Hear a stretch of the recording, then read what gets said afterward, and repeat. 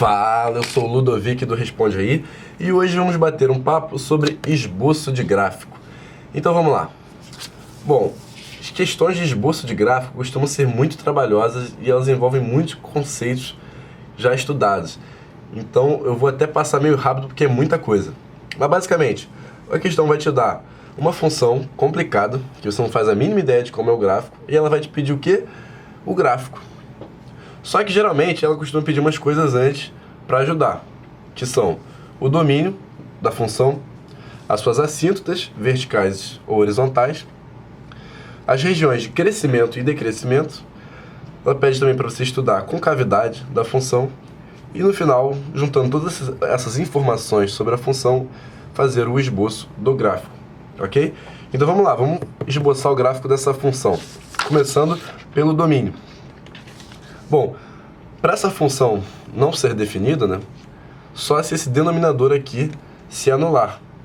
Então, só se a gente tiver isso aqui igual a zero. Ou seja, se a gente tiver, ou melhor, a gente não pode ter x ao quadrado menos 1 igual a zero, né? Senão o denominador vai se anular. Ok? Então, a gente vai ter que ter que x ao quadrado vai ter que ser diferente de 1. Então, x vai ter que ser diferente de 1. E x vai ter que ser diferente de menos 1. Então, com isso, a gente acha o domínio da nossa função, que é o conjunto dos reais menos os números menos 1 e 1. Aí, beleza, agora já podemos ir para as assíntotas. Relembrando aqui, rapidamente, só um exemplo de assíntotas. Isso é uma assíntota vertical, isso é uma assíntota horizontal. Mas, enfim, vamos começar procurando assíntotas verticais. Então, para as assíntotas verticais, a gente tem que olhar o domínio da função, que nós já calculamos. E aqui está a nossa função de novo. Então a gente vai ter que calcular os limites laterais em x igual a menos 1 e em x igual a 1. Se esses limites forem para o infinito, então vamos ter a assíntota vertical. Ok? Então vamos lá, vamos fazer esses limites. Vou passar a conta um pouco rápido desses limites, ok?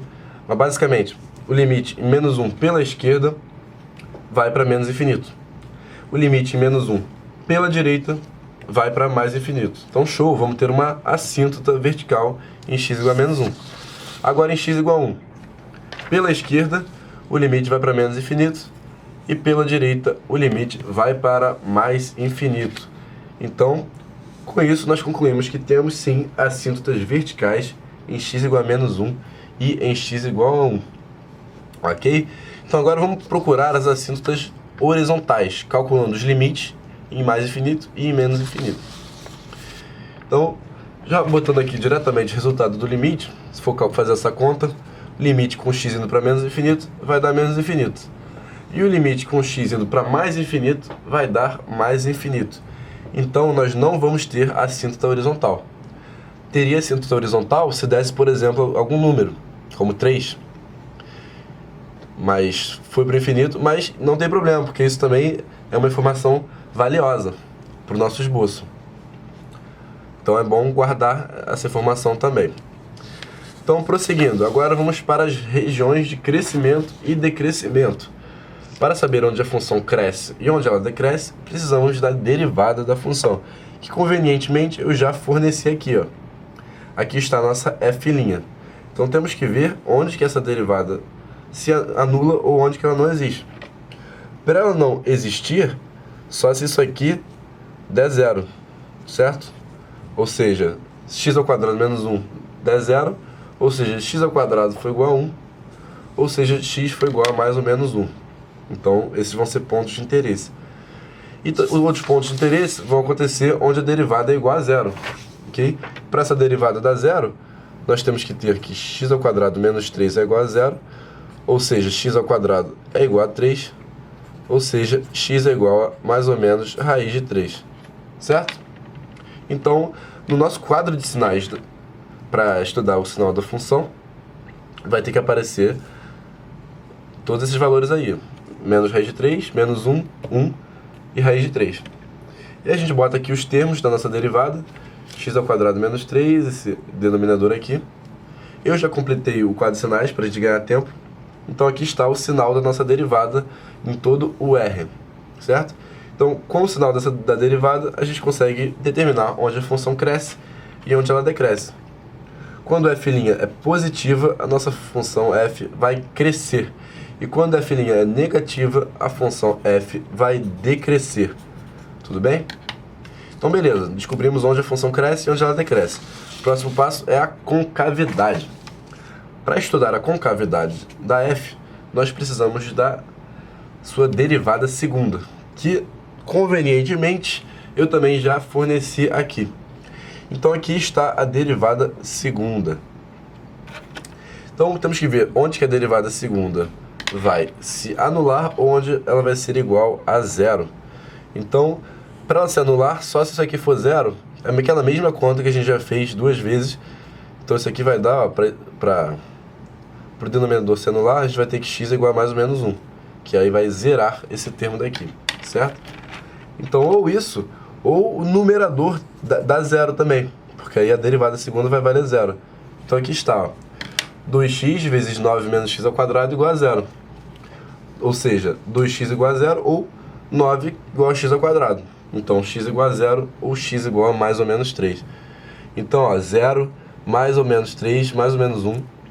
Todos esses valores vão ter que aparecer no nosso outro quadro de sinais para estudar a concavidade. Aí estão eles, então.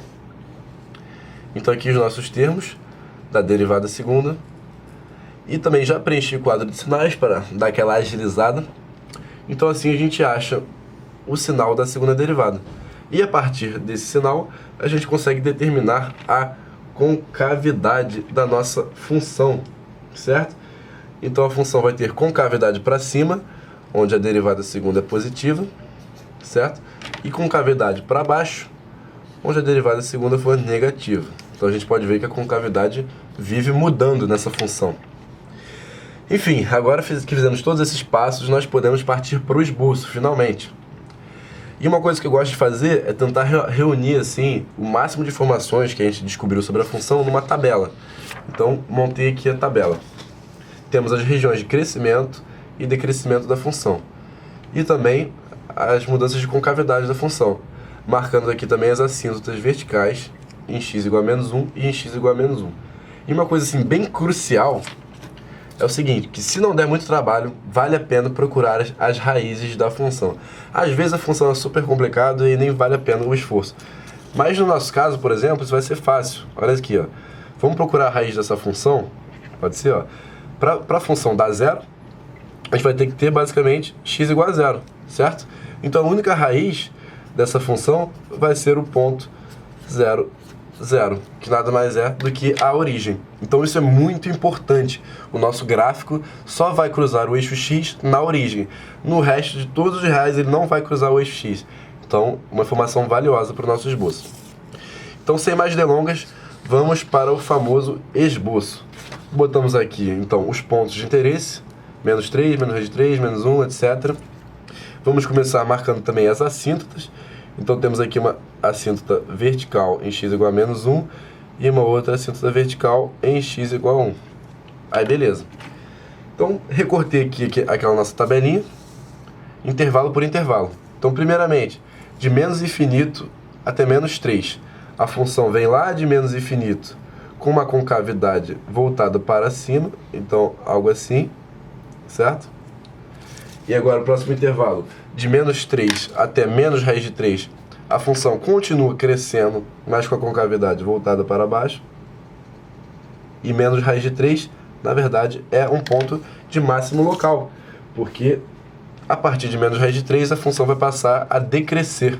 Ela vai lá para menos infinito, com a concavidade voltada para baixo, e vai se chocar por causa da nossa assíntota ali vertical em x igual a menos 1. Ela foi lá para menos infinito. Aí beleza. Já de hora de menos 1 até 0, a função vai vir lá do mais infinito, descendo com a concavidade voltada para cima. Lembrando ali que a nossa única raiz é na origem. Então aqui a gente sabe que a função cruza o eixo x. Beleza, agora de 0 até 1, a função vai continuar decrescendo até o menos infinito com a concavidade voltada para baixo. Decrescendo até menos infinito. Agora, de 1 até a raiz de 3, a função vai vir lá de cima de novo, com a concavidade voltada para cima. E o nosso raiz de 3, que é um ponto de mínimo local, pois aqui a função passa a crescer com a concavidade voltada então para cima, certo? E agora, para finalizar, de 3 até mais infinito, a função cresce até o infinito, mas com a concavidade voltada para baixo. Então aí está o gráfico da nossa função. Dá para ver que é um gráfico complicado, mas até que deu para tirar um esboço decente. Enfim, por hoje é tudo. Esse vídeo te ajudou? Responde aí.